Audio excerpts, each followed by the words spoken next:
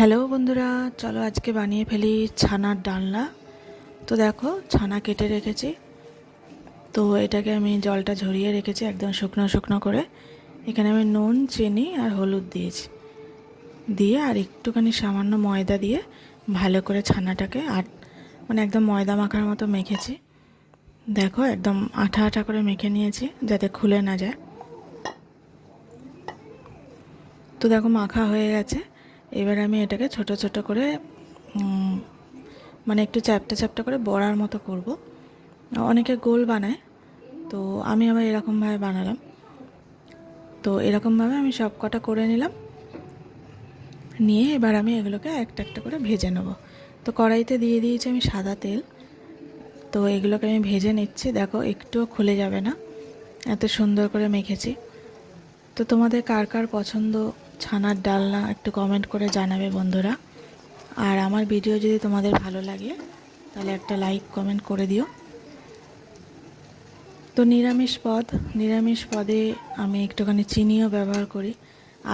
আগে অনেক ভিডিওতে আমি বলেছি যে সব ভিডিও আমি নিরামিষ বানিয়েছি রান্নাবান্না। তো দেখো, এবার আমার বড়া ভাজা হয়ে গেছে। এবার আমি একটু জিরে ফোড়ন দিয়ে দিলাম। আর আলুটা আমি আগেই সিদ্ধ করে জলটা ফেলে দিয়েছি। তো সেই আলুটা দিয়ে ভালো করে একটু তেলের মধ্যে নাড়াচাড়া করে নিচ্ছি। একটু নুন আর একটু হলুদ দিয়ে দেবো। আর আলুটা ভাজা হতে হতে আমি এদিকে মশলাগুলো করে নিই। তো টমেটোটাকে আমি একটু গ্রেট করে নিয়েছি। আর এদিকে আমি একটা বাটিতে জল নিয়েছি যেটার মধ্যে ছানাটা ছিল। তো ছানার বাটিটা ধুয়ে ওই জলটার মধ্যে আমি একটু লঙ্কার গুঁড়ো, একটু জিরের গুঁড়ো আর নুন, হলুদ, একটু চিনি এইসব দিয়ে আমি একটা মিক্স করে রেখেছি মশলা, এরকম গুলে রেখে দিয়েছি।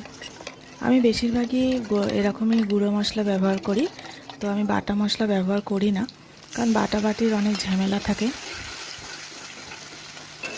তো আমি ভিজিয়ে রাখলাম মশলাটা। এদিকে আমি আলুর মধ্যে টমেটোটা যেটা গ্রেট করে রেখেছিলাম ওটা দিয়ে দিলাম। দিয়ে ভালো করে নাড়াচাড়া করে নেব। এবার এই জলটা আমি দিয়ে দেবো। তো এটা একটু ছানার ডালটা একটু মিষ্টি মিষ্টি বানাবো, তাই একটু চিনি আগেই দিয়ে দিয়েছি আমি। তো দেখো, ভালো করে আমি বাটিটা ধুয়ে জল টল দিয়ে দিলাম। নিশ্চয়ই তোমরাও এইভাবেই বানাও। তো আমিও একদম সিম্পলভাবেই বানাই, সব রান্নাবান্নাই আমার সিম্পল ধরনের। তো দেখো, জল দিয়ে দিলাম। এবার একটু ফুটে গেলে তারপর ছানার বড়াগুলোকে দিয়ে দেবো।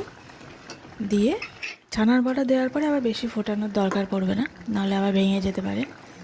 তো ওই 5 মিনিট মতো